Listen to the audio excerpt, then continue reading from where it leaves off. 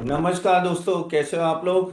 तो आज हम लोग बात करने जा रहे हैं एआई स्टॉक्स के बारे में। एआई स्टॉक्स कहते हैं ना कि सब लोग इंटरेस्टेड है और किस तरह से जबरदस्त रैली हुई है यूएस में एआई स्टॉक्स में। जैसे एनवीडिया ले लो या आप मेटा ले लो, गूगल ले लो, काफी सारे एआई स्टॉक्स अदर जो बहुत ही भागे। तो क्या इंडिया में ऐसे कौन से एआई स्टॉक्स है जो भाग सकते हैं? कुछ हम लोग स्टॉक डिटेल में बात करेंगे और उसमें बात करेंगे क्या जिस तरह से रैली है यहाँ से भी और रैली आ सकती है। तो हम लोग बात करेंगे नेटवर्क टेक्नोलॉजी, ई2ई नेटवर्क्स के बारे में, अनंत राज के बारे में, स्टरलाइट टेक्नोलॉजीज, ये कुछ चार पांच नो चार prominent AI stocks related, AI तो नहीं कह सकते, AI and AI related infra stocks है। और क्या ये यहाँ से कितना भाग सकते हैं वो जरा देखेंगे। तो आगे जाने से पहले गाइस, यहाँ जो भी बात करेंगे हम लोग सिर्फ आपके इंफॉर्मेशन के, यहाँ कोई रिकमेंडेशन नहीं है। और आपके क्वेश्चन जो भी है प्लीज कमेंट बॉक्स में जरूर डालिएगा, या आपके ये स्टॉक्स रिलेटेड जो भी आपको क्वेश्चन पूछे तो आप जरूर कमेंट बॉक्स में डालिएगा, ठीक है। और कुछ और है तो वो भी डाल सकते हैं। तो चलिए बात करते हैं इन सब स्टॉक्स के बारे में। आवाज सुनाई दे रही है? Then just type Y for yes in the chat box. So talking about all these four stocks, 1 minute, I'll just 1 minute, 1 minute. Yes, now you can write it down. Yes. तो talking about this AI, first of all AI की बात करें, क्योंकि AI जैसे हमें पता है ना कि एक बड़ा सेगमेंट है और नो अपकमिंग सेगमेंट है। लेकिन यहाँ बहुत सारी चीजें आपको थोड़ी ध्यान में रखनी पड़ेगी, क्योंकि एआई में इतना सारा हो रहा है अभी कि कंफ्यूजन हो जाता है कि भाई कहाँ और कैसे और कितना रियली में इन्वेस्टमेंट जिस तरह से हो रहा है उतना रिटर्न मिलेगा कि नहीं मिलेगा। तो वो चीज आपको समझना पड़ेगा। और टॉकिंग अबाउट एआई, देखो एआई में बहुत बड़ा इन्वेस्टमेंट हो रहा है उसमें। तो ग्लोबल अगर एआई स्पेंडिंग की बात करें तो ऑलमोस्ट 2026 में $2.26 ट्रिलियन का इन्वेस्टमेंट हुआ है, 44% राइज हुआ है। देखो हमारा जीडीपी है $4 ट्रिलियन। ओके। अगर हम लोग बात करें कि 2027 में एक्सपेक्टेशन है, अगेन एग्जैक्ट नंबर नहीं है, लेकिन अराउंड $3.34 ट्रिलियन का इन्वेस्टमेंट होगा नेक्स्ट ईयर। इवन बात करें कि 2030 तक ऑलमोस्ट $6.60 ट्रिलियन का इन्वेस्टमेंट हो सकता है। तो आप सोचे कि आप किस तरह की इन्वेस्टमेंट की बात करें।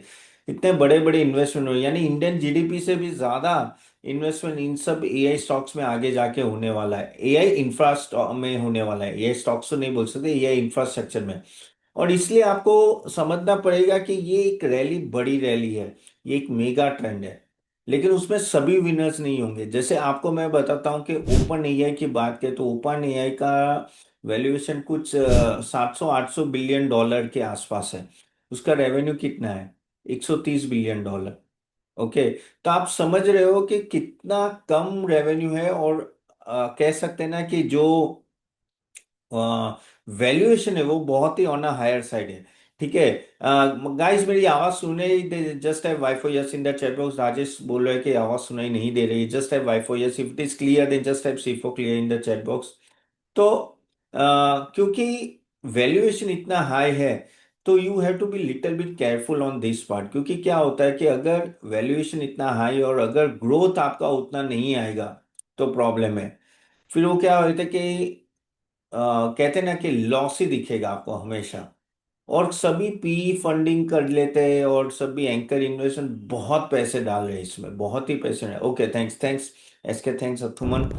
नमस्कार दोस्तों, होप आपको सेशन अच्छा लग रहा है। अगर आप चाहते हो कि हम भी आपको हेल्प करें स्टॉक सिलेक्शन में तो हम आप हमारी सर्विस ले सकते हैं। हम एक सेबी रजिस्टर्ड रिसर्च एनालिस्ट है। और आप www.catappan.in ये वेबसाइट में जाके देखिएगा, यहाँ हमने सब कुछ दिया हुआ है। अगर आप देखें तो एक पोर्टफोलियो बिल्डर कॉम्बो है जहाँ हम लोग equity, mutual fund, ETF, IPO, SME IPO, bonds recommendation, buy sell recommendation, weekly sessions होते हैं जो आपको हेल्प करते हैं आपका पूरा पोर्टफोलियो स्ट्रक्चर और प्रॉपर डायरेक्शन में, प्लस पोर्टफोलियो रिव्यू भी होता है। तो आप जरूर जाके देखिएगा। इवन आपको सिर्फ इक्विटी का चाहिए तो इक्विटी का भी पोर्टफोलियो अवेलेबल है। जो आप सिर्फ इक्विटी का चाहिए तो बेटर है आप एक बार जाके देखिए और समझिए।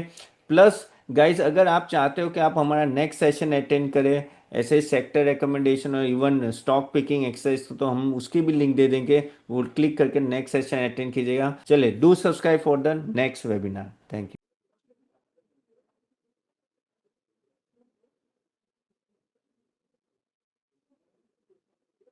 Investment in market securities is subject to market risk. Read all the documents carefully before investing.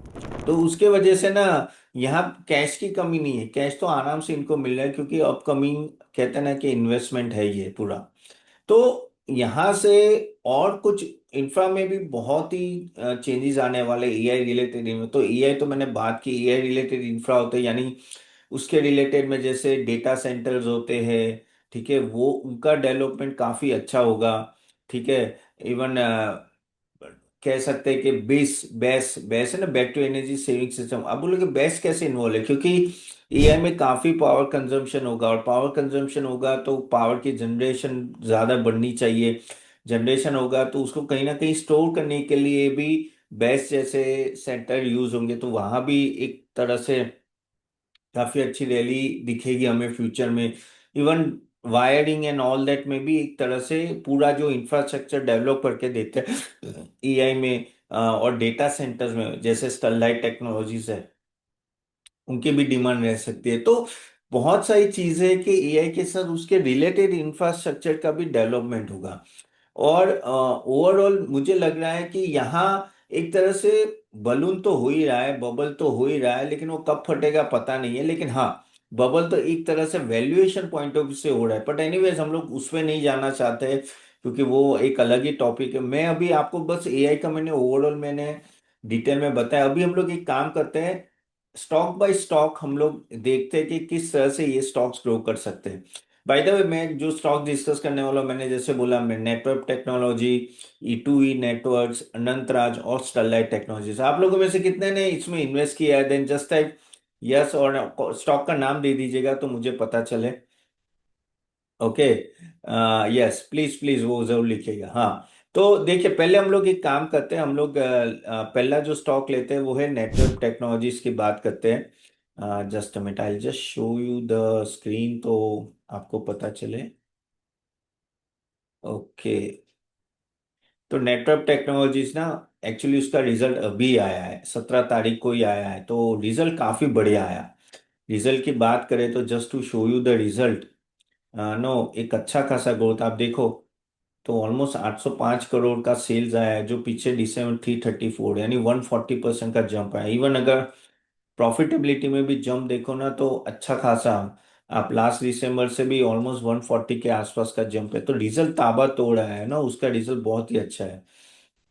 Stock की बात करें तो ऑफ कोर्स, क्योंकि ये कहीं ना कहीं आप कह सकते हैं कि महंगा स्टॉक है। देखिए, आप एक सिंपल सा बताऊं तो प्राइस अगर मैं देखूं तो प्राइस बढ़ा भी है, काफी अच्छा बढ़ा था, ऑलमोस्ट 4,300 गया, फिर वो नीचे आ गया क्योंकि ना प्रॉफिट बुकिंग है। अभी वापिस आप ये फ्राइडे देखो तो ऑलमोस्ट 5% बढ़ा है। ठीक है। अभी यहाँ से अगर हम लोग इसकी बात करें तो इसका पी रेशियो अगर देखें तो एक समय पे ये पी रेशियो 188 चला गया, फिर वो धीरे धीरे थोड़ा कम हुआ अक्टूबर टू दिसंबर तक।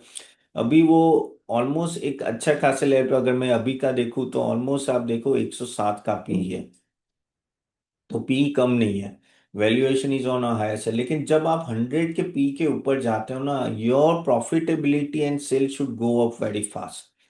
हाँ, अभी तक अगर हम लोग देखें तो इसका 3 साल या अभी का टीटीएम भी देखे तो एक अच्छा खासा ग्रोथ दिख रहा है हमें, तो वो कहीं ना कहीं सस्टेन कर रहा है ये वैल्यूएशन को, उसमें कोई डाउट नहीं। पिछले, आप बोलोगे ये बीच में स्टॉक क्यों गिरा था 30% के आसपास?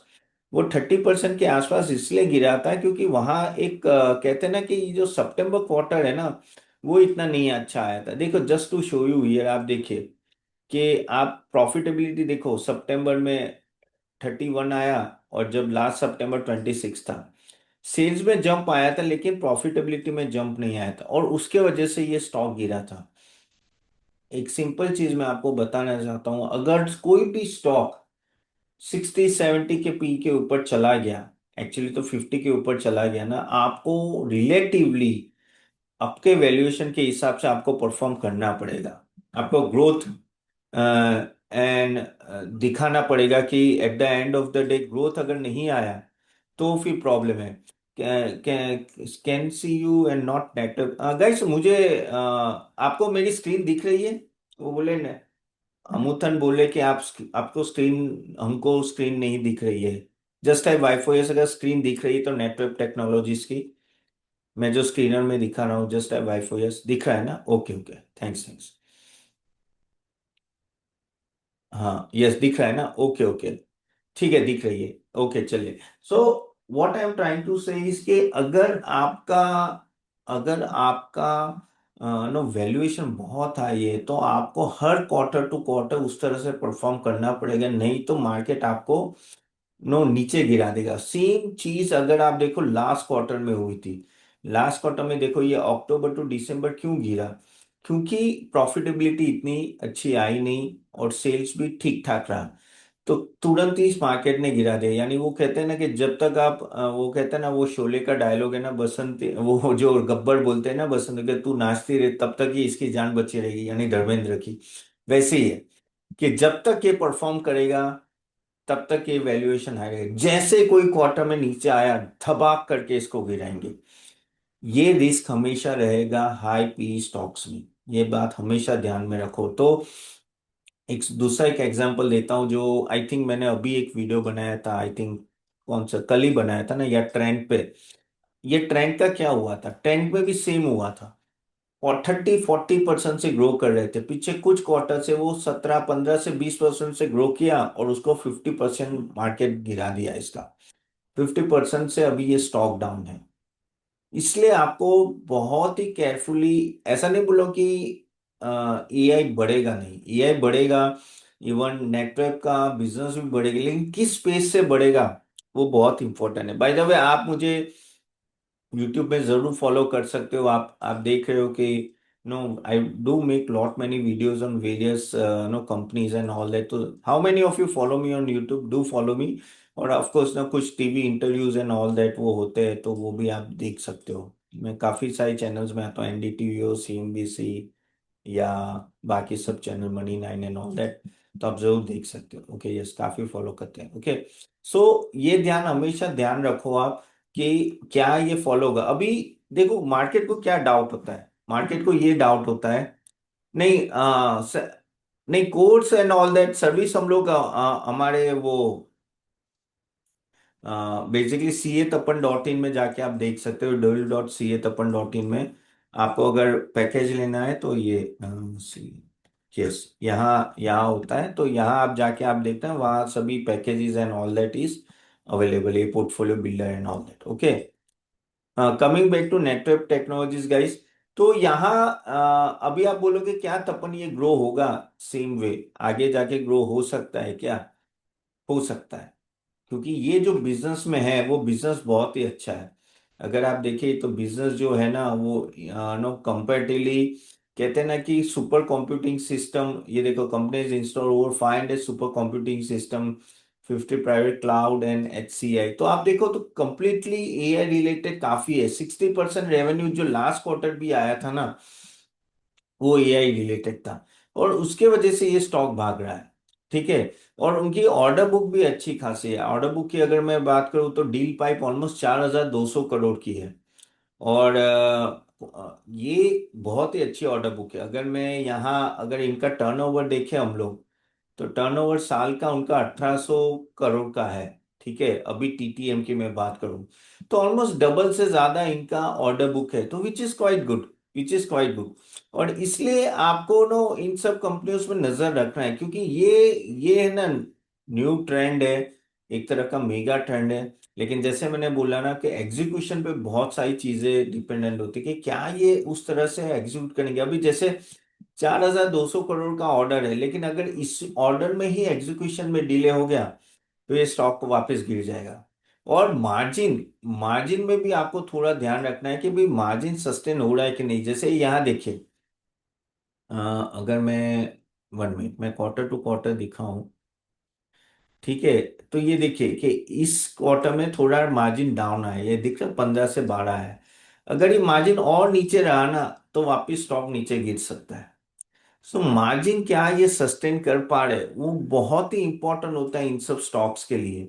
हम भी जब रिसर्च में हम लोग करते हैं, मैं और मेरी टीम ना, हम लोग ये बहुत ही ध्यान देते हैं कि ना जब आप रिकमेंडेशन देते हो तो उनका ये मार्जिन हिस्ट्री, आगे जाके किस तरह से ग्रो करेंगे, किस तरह के ऑर्डर बुक है, वो सब ध्यान में रखना, और मार्केट क्या लग रहा है, सेक्टर क्या लग रहा है, वो बहुत ही इंपॉर्टेंट है। क्योंकि क्या होता है कि अगर देखो डिस्काउंटिंग करना चालू हुआ ना, तो उनके वर्किंग कैपिटल डेज में भी फर्क पड़ जाए। देखो वर्किंग कैपिटल डेज क्या होता है, वर्किंग कैपिटल डेज वो होता है कि आप अगर कहते हैं ना कि आपके पास कितने पैसे नो वर्किंग कैपिटल मैनेज करने के लिए, तो वो अगर ये बढ़ रहा है, ओके, तो ये प्रॉब्लम है। ओके, यानी वर्किंग कैपिटल डेज बढ़ रहे हैं तो वो प्रॉब्लम है। एंड ये एक दिक्कत है। अगर ये बहुत ही डबल ट्रिपल हो गया, यानी कैश कन्वर्जन साइकिल आपका फास्ट नहीं हो रहा है, यानी आपको कहीं ना कहीं कहीं से और से पैसे लेके वर्किंग कैपिटल मैनेज करना पड़ रहा है, और वो डेज बढ़ रहे हैं, तो आपको प्रॉब्लम है। तो you have to see the conversion, cash conversion cycle also. Mostly क्या होता है मैं बताऊं कि हम लोग काफी टाइम रेवेन्यू ग्रोथ और प्रॉफिट ग्रोथ में फोकस कर देते हैं, लेकिन इन हैंड क्या पैसा आ रहा है कि नहीं। क्योंकि एक बैड डेब्ट्स आ गया तो फिर प्रॉब्लम है। यानी आपने समझ लो 200 का सेल्स कर दिया, अब 200 में से समझ लो 140 तो आपका क्रेडिट में था सेल्स, ओके, और 60 कैश में था, तो 60 तो आ गया, 140 क्रेडिट में था, उसमें से समझ लो 20 रुपए आपके आए ही नहीं, ओके, या तो बहुत डिले हो गए, तो फिर वो डायरेक्टली आपको प्रॉफिट में हिट होता है। अगर आए नहीं तो वो बैड डेब्ट्स होगा, और बैड डेब्ट्स होगा तो लॉस बुक करोगे। इसलिए कैश कन्वर्जन साइकिल भी आपको देखनी है। तो और ये नॉर्मली प्रॉब्लम कहाँ होती है, जो कंपनी बहुत फास्ट ग्रो होती है, जो कंपनी बहुत ही फास्ट ग्रो होती है ना, उसमें कन्वर्जन साइकिल का इशू आता है। तो ये आपको मिस नहीं करना है। काफी सारे स्टॉक्स आपको लगेगा कि यार बहुत अच्छा सेल्स है, टर्नओवर है, लेकिन क्यों नहीं भाई, जैसे वाटर इंफ्रा स्टॉक्स है ना, वाटर इंफ्रा स्टॉक्स में भी यही होता है कि अगर आप देखोगे ना तो उनके सेल्स और प्रॉफिटेबिलिटी अच्छे बढ़ते हैं, लेकिन जो कन्वर्जन साइकिल है ना, वो इतना डिले चलता है, और इवन ईपीसी कॉन्ट्रैक्ट्स में भी ऐसा होता है, इसलिए फिर मार्केट उसको प्रीमियम कम देता है। ठीक है, तो इसमें भी ये देखना पड़ेगा कि क्या ये कैश कन्वर्जन साइकिल तो कम नहीं हो रहा है। अगर वो आता है देन आई टेल यू, आप सोचो उससे पहले ये स्टॉक गिर जाएगा। सो काफी हद तक एआई का कितना, एआई से कितना रेवेन्यू आ रहा है, जो अभी 60% लास्ट क्वार्टर आया था, किस तरह से टाइमली डिलीवरी हो रही है, एग्जीक्यूशन और वर्किंग कैपिटल किस तरह से मैनेज हो रहा है, ये तीन इंपॉर्टेंट पॉइंट आपको ध्यान में रखने हैं जब आप नेटवर्क का फ्यूचर में देखते हो, और ये कोई भी ए स्टॉक्स में देख रहे हो तो। ठीक है, so keep this in mind. चलिए अभी दूसरा स्टॉक लेते हैं, वो है E two E networks. E two E networks भी एक ऐसा ही स्टॉक है जो जीपीयू सप्लाई करता है। ई आई ये देख रहे हो, no, full stack A I M L and generation A I cloud ecosystem, okay, और no deploy cost efficient deployment large compute clusters and GPUs, तो वो करता है। ओके, बाय द वे आपको वैल्यू मिल रहा है कि नहीं, then just type वी4 value in the chat box, वी4 value. देखिए अच्छा, आपका क्वेश्चन है कि क्या ये नेटवर्क बढ़ेगा कि नहीं बढ़ेगा, लेकिन ये तीन चीज जो मैंने बताई है वो आपको ध्यान में रखनी है। वहां थोड़ा भी डिले हुआ तो ये स्टॉक्स में इशू आ सकता है। अभी बात करते हैं E two E network. E two E network का भी है ना एक अच्छा खासा नो दिसंबर का रिजल्ट आया। आप देखिए उसमें भी अगर आप देखो ये देखिए आप किस तरह से ना, 70 करोड़ का सेल्स था जो लास्ट दिसंबर 41 था, लेकिन इसका जो एक सबसे बड़ी दिक्कत है वो है लॉस मेकिंग। ये पीछे 3 क्वार्टर से लॉस मेकिंग है, लेकिन ये अगर आप फ्राइडे की बात करो तो ये 10% अप था। ओके, क्यों? क्योंकि क्या था कि मार्केट इसको, इसका भी पी देखोगे ना, पी इसको बोल नहीं सकते क्योंकि ये लॉस मेकिंग है, लेकिन इसका वैल्यूएशन बहुत हाई है। जब आपका वैल्यूएशन हाई होता है ना, आपको कंसिस्टेंटली ग्रो करना पड़ता है, तो मार्केट वही देखता है कि क्या आप कंसिस्टेंटली ग्रो कर पा रहे हो कि नहीं कर पा रहे हो। ओके, अगर वो ग्रो नहीं कर पा रहे हो तो आपको गिरा देंगे, और वही चीज इससे हुआ था। लेकिन जो रिजल्ट आया वो सरप्राइजिंगली अच्छा था। अगर हम लोग लास्ट क्वार्टर की बात करें, मैं आपको लास्ट क्वार्टर क्यों बता रहा हूँ, जस्ट टू शो यू कि क्यों ये स्टॉक गिरे थे। आप देखिए 43.8 कंपेयर टू 47.5, और इस बार देखिए 70 crore against 41 crore. Last time 13 crore का लॉस था, उससे पहले 11 करोड़ का प्रॉफिट था। अभी ये क्यों हो रहा है? क्योंकि ये जो इंटरेस्ट कॉस्ट है ना, इनका हायर साइड है, और जो डेप्रिसिएशन है ना, आप देखिए दिसंबर में 17 करोड़ का डेप्रिसिएशन था, वो बढ़ के 47 करोड़। अब बोले इतना क्यों है भाई डेप्रिसिएशन? क्योंकि ये क्या होता है कि कैपिटल इंटेंसिव नो प्रोजेक्ट्स होते हैं, इनके बहुत कैपेक्स डालना पड़ता है, उसके वजह से उनके डेप्रिसिएशन हायर है। ये जब डेप्रिसिएशन नॉर्मलाइज होगा तो ये प्रॉफिटेबिलिटी अपने आप होगी। देखिए ये 39 करोड़ अभी तक का सबसे ज्यादा उनका ऑपरेटिंग प्रॉफिट था। 56% से उनका ऑपरेट, यानी ग्रो भी हुआ है मार्जिन। आप सोचो पिछले कुछ क्वार्टर में इतना था ही नहीं। लेकिन प्रॉब्लम ये आ गया कि ये 47 करोड़ का डेप्रिसिएशन है ना, उसकी वजह से ये लॉस में गया। क्या ये कंसिस्टेंट रहेगा डेप्रिसिएशन? नहीं, आगे जाके कम होगा, क्योंकि उनका जैसे जैसे कैपेक्स डिप्लॉय होगा उसका डेप्रिसिएशन लगते जाएगा, और कभी कभी एक्सेलरेटेड डेप्रिसिएशन भी लगाता है। सो ये चीज आपको दें कि आगे जाके ये नॉर्मलाइज होगा, और वही मार्केट देख रहा है। इसलिए आपको लगेगा ये साला लॉस मेकिंग है, लेकिन ये सर्किट क्यों लगा है, 10% का सर्किट क्यों लगा है? क्योंकि market is expecting the back time is behind E2E network. Got it? So क्योंकि ये टाइम रेवेन्यू भी 68% से बढ़ा है, प्रॉफिटेबिलिटी भी ऑलमोस्ट 60% से बढ़ा है, और उनके पास भी इंडिया एआई मिशन के कॉन्ट्रैक्ट है अराउंड 265 करोड़। ओके, और L&T ने भी कॉन्ट्रैक्ट दिया है ऑलमोस्ट 9 करोड़ का। तो कुछ बड़े बड़े नाम है जिसके वजह से इनका है। अब ये जो E2E है ना, वो जीपीयू करती है, तो वो ऑलमोस्ट 3900 जीपीयू की बात करें कि इस बार होगा, और नेक्स्ट इस साल तो ऑलमोस्ट 5000 जीपीयू वो इंस्टॉल करेंगे, क्योंकि एआई की डिमांड बहुत है। तो आप देख रहे हो कि वो डिमांड के वजह से ना जीपीयू की डिमांड आई रही है, और जीपीयू ये क्योंकि E2E नेटवर्क उसमें स्पेशलाइज है, आप देखो कि उसकी डिमांड भी बढ़ रही है और सेल्स भी बढ़ रहा है ऑलरेडी। एनवीडिया तो सॉरी, आपको पता ही है, E2E नेटवर्क ने ऑलमोस्ट 1024 एनवीडिया के जीपीयू मंगाए उनके चेन्नई के डेटा सेंटर में। ओके, तो काफी हद तक नो ये एक ऐसा इकोसिस्टम डेवलप कर रहे हैं जो एआई को हेल्प करेंगे।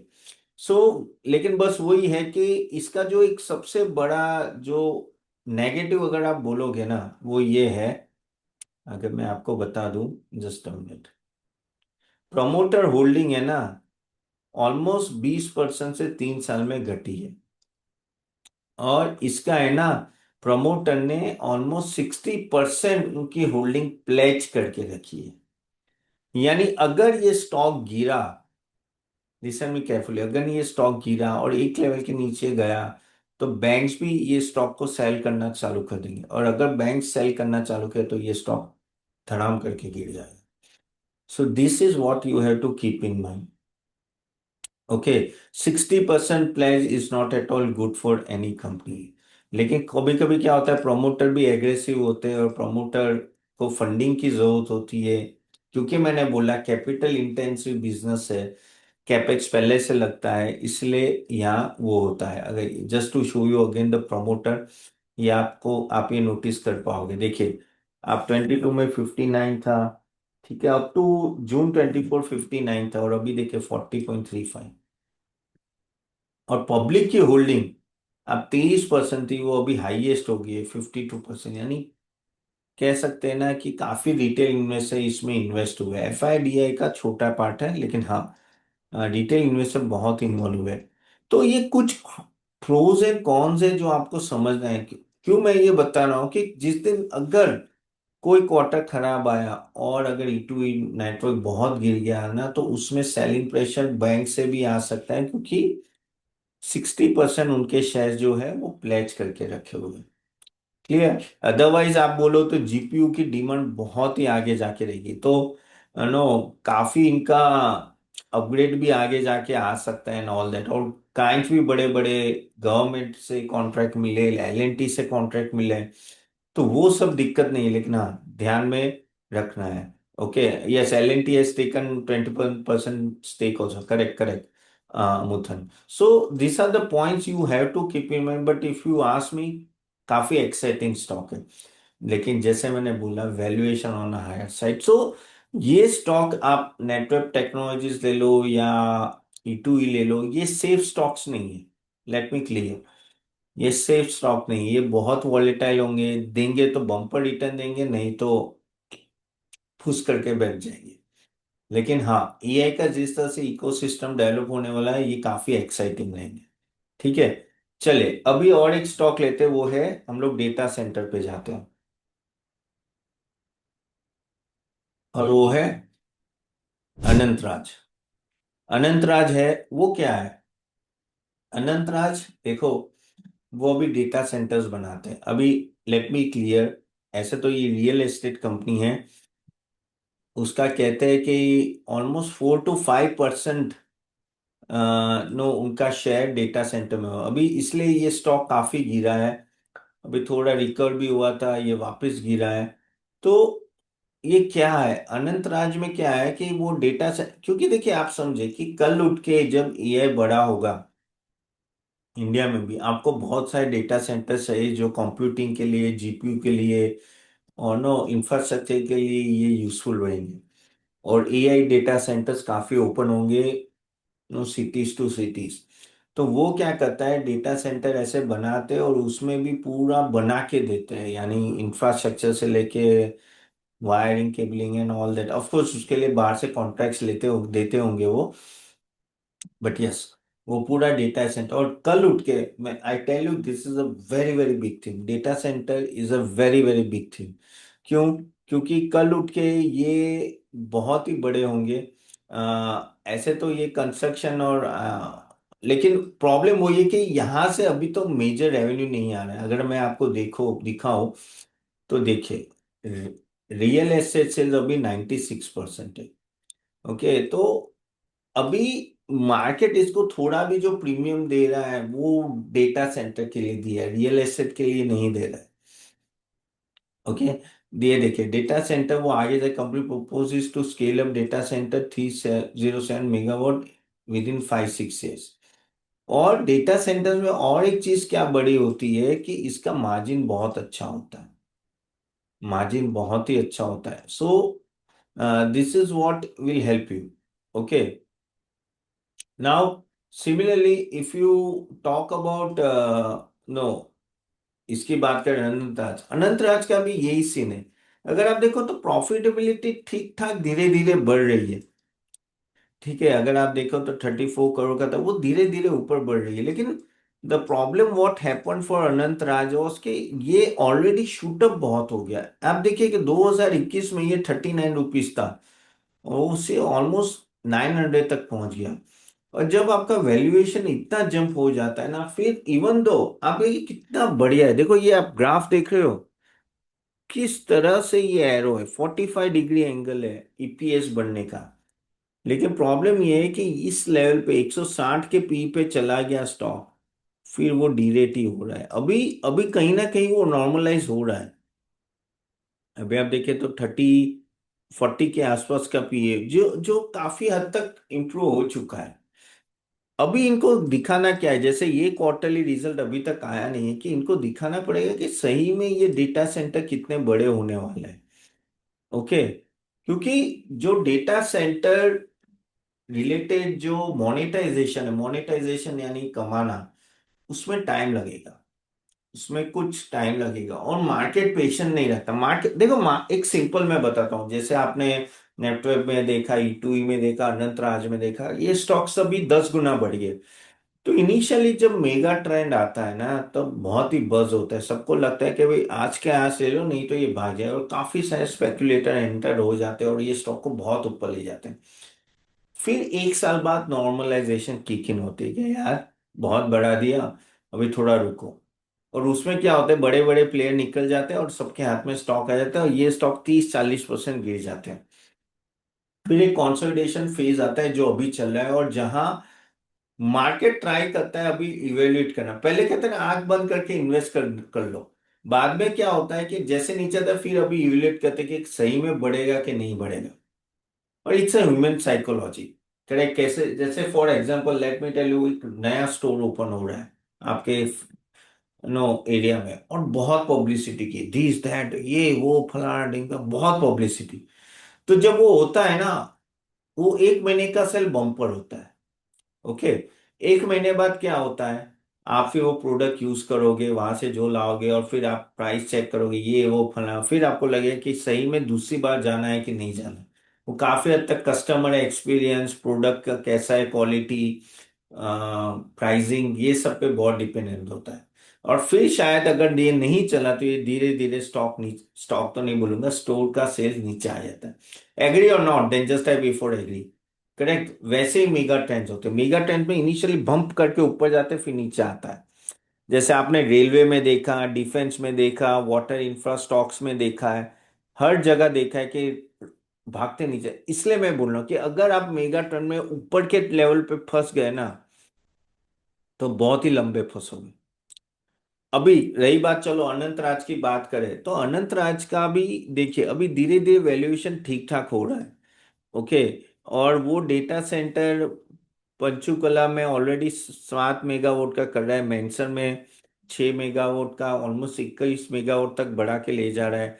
एक्सपेंशन प्लान भी ऑलमोस्ट 117 मेगावाट की 2028 तक है, यानी अच्छे प्लान है।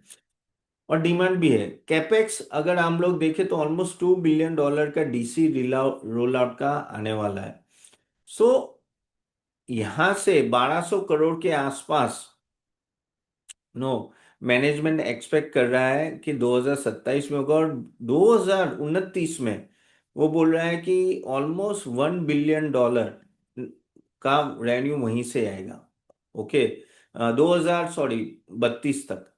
तो बहुत ही बड़ा अपस्केल वो मान रहे हैं कि हम लोग पूरा डेटा सेंटर पे ही फोकस करने वाले हैं आगे जाके। और उसमें से जो रेवेन्यू और प्रॉफिटेबिलिटी आएगी वो उनकी कंपनी का मैक्सिमम चंक रहेगा। ठीक है। सो ये काफी हद तक होप स्टोरी है।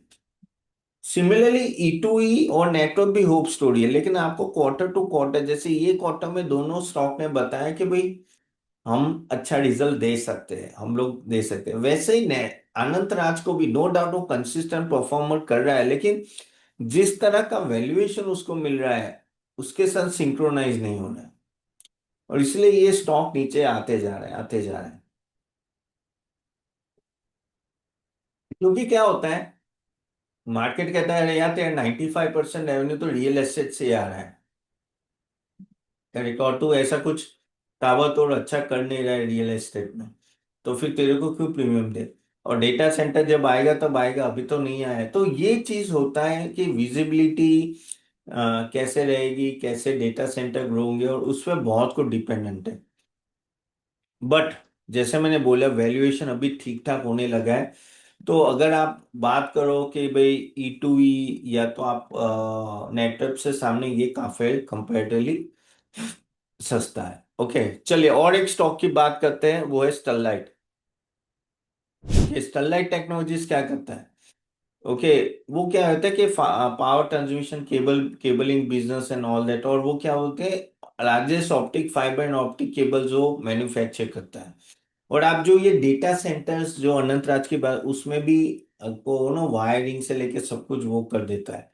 तो वो भी स्टॉक अगर आप देखें, अगर मैं 5 साल का निकालूं, तो ये स्टॉक है ना, यहाँ से 59 से ऑलमोस्ट 134 तक गया, लेकिन वापस वो अभी नीचे आने लगा है।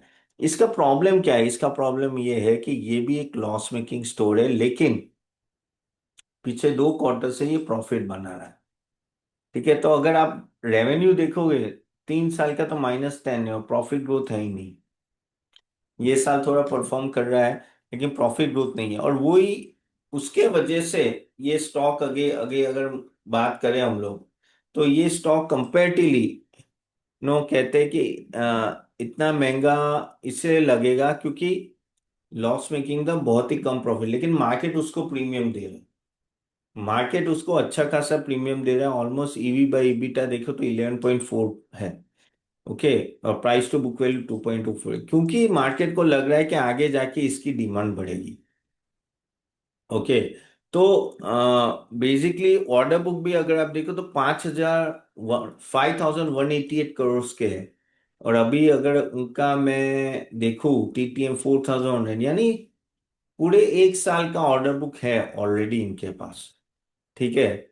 एंड ओवरऑल नो आगे जाके भी काफी नए ऑर्डर बुक्स आएंगे, लेकिन जो इनका एक ही जो पॉइंट है कि नो ओवरऑल टैरिफ जो आते हैं, यूएस टैरिफ से डायरेक्ट इम्पैक्ट आता है।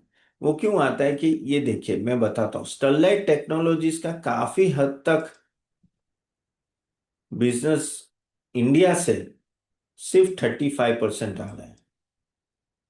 ओके, बाकी अमेरिका देखो 22%, EMEA 41%, तो अच्छा खासा ऑलमोस्ट 75 कंट्रीज में ये है। Rest of the world 2%।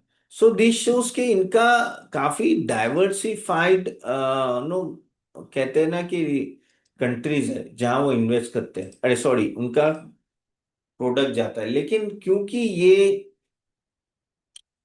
Trade war चल रहा है उसके वजह से भी इम्पैक्ट आ रहा है, उसके वजह से भी अच्छा खासा इम्पैक्ट आ रहा है।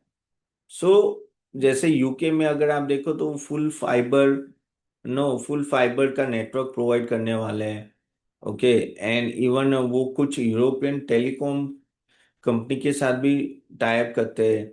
ओके, सो ऑर्डर बुक और जो मैनेजमेंट हेडविंग देख रहा है कि भाई ये जियो पॉलिटिकल क्राइसिस अगर ठीक ठाक होते तो उनको फायदा होगा। और दूसरा प्रॉब्लम जो मैंने आपको बताया कि ऑलरेडी लॉस मेकिंग है, पहले था और अभी भी काफी हद तक इतना इम्प्रूव नहीं हुआ है। तो इफ यू आस्क मी के क्या ये यहाँ से लेना है, तो देखो जो जो आपको कहते हैं ना प्राइस में जो हाइक चाहिए था वो ऑलरेडी आ चुका है। ठीक है, अगर आप देखें तो ये यहाँ से ना 59 से ऑलमोस्ट 134 गया, फिर वो नीचे आया, तो यहाँ मैं थोड़ा स्केप्टिकल रहूंगा क्योंकि इसका बिजनेस है ना ऑलमोस्ट 65 बाहर से आ रहा है, 65%। और वहां क्या सीन है हमें पता नहीं है, तो उसको जज करना बहुत ही मुश्किल हो जाएगा। इसलिए मैं इस पे इतना पॉजिटिव नहीं हूं compare to other stocks. Okay, ठीक है, तो this is what you have to keep in mind about Sterlite Technologies. Till now it is clear guys, then just type C for clear in the chat box. Just type C for clear. अभी मैं इन चारों stock की बात करूं, okay, और मैंने indirectly directly आपको बोला है रिसर्च से इन्वेस्ट करना, लेकिन अगेन रिपीटिंग, देखिए ये सब रिसर्च हम लोग हमारे क्लाइंट्स के लिए करते हैं। मेरी टीम जो होती है वो भी सेबी रजिस्टर है, मैं भी सेबी रजिस्टर हूँ, और बहुत डिटेल में एनालिसिस करके करते हैं। और यहाँ मुझे एक चीज तो तय है कि सेक्टर बहुत ही एक्साइटिंग है। AI sector is going to grow like leaps and bound, लेकिन इसमें सभी विनर नहीं रहेंगे। ठीक है, दूसरा आपको सेग्रीगेट करना पड़ेगा कि भाई वैल्यूएशन और करंट प्राइस में क्या मैच हो रहा है कि नहीं हो रहा है। क्योंकि क्या होता है कि जब ये मेगा ट्रेंड आता है ना तो स्टॉक प्राइस इतना खींच के ले जाता है ना कि वैल्यूएशन बहुत पीछे रह जाता है। फिर 1 साल 1.5 साल बाद वैल्यूएशन नीचे आता है, सॉरी आपका मार्केट प्राइस नीचे आता है और वैल्यूएशन धीरे धीरे प्रॉफिटेबिलिटी से ऊपर जाता है, कहीं ना कहीं वो मैच होता है। अभी भी वो फेस चल रहा है इन सब कंपनीज का। लेकिन अगर ये जो प्रॉमिस किया है वो डिलीवर करेंगे, then they may give you much much better return over the time. जैसे नेटवेब है या ई नेटवर्क है, बहुत ही एक्साइटिंग स्टॉक है, लेकिन वही है कि प्राइस टू परफेक्शन है। प्राइस टू परफेक्शन है, अगर ये थोड़ा भी ऊपर नीचे हुए अपने क्वार्टरली से, तो मैंने आपको ऑलरेडी प्रैक्टिकल एग्जांपल से आपको बताया कि किस तरह से इन सब स्टॉक्स को गिरा सकते हैं। So keep that in mind if you really want to AI related stocks.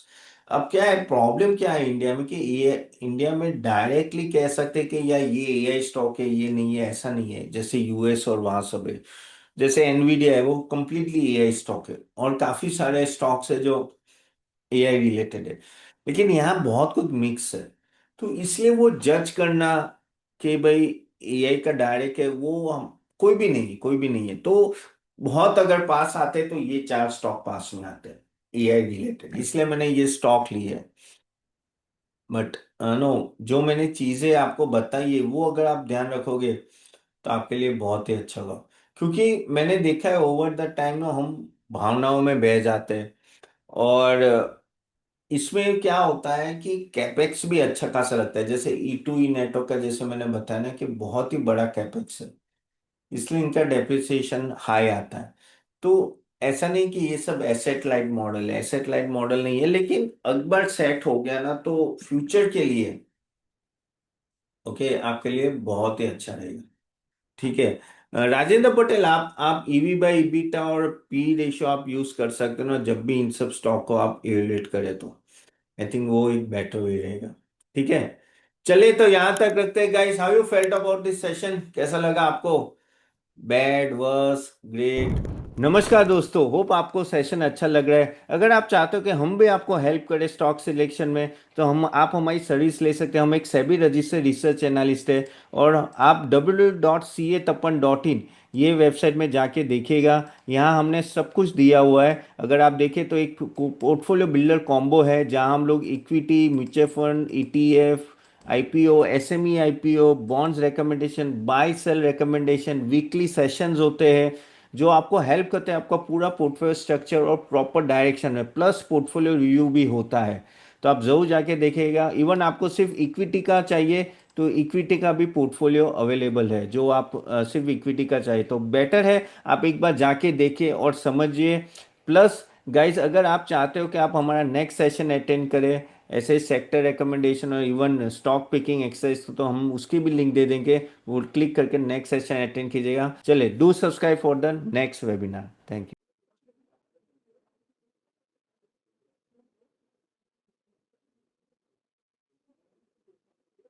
Investment in market securities is subject to market risk. Read all the documents carefully before investing.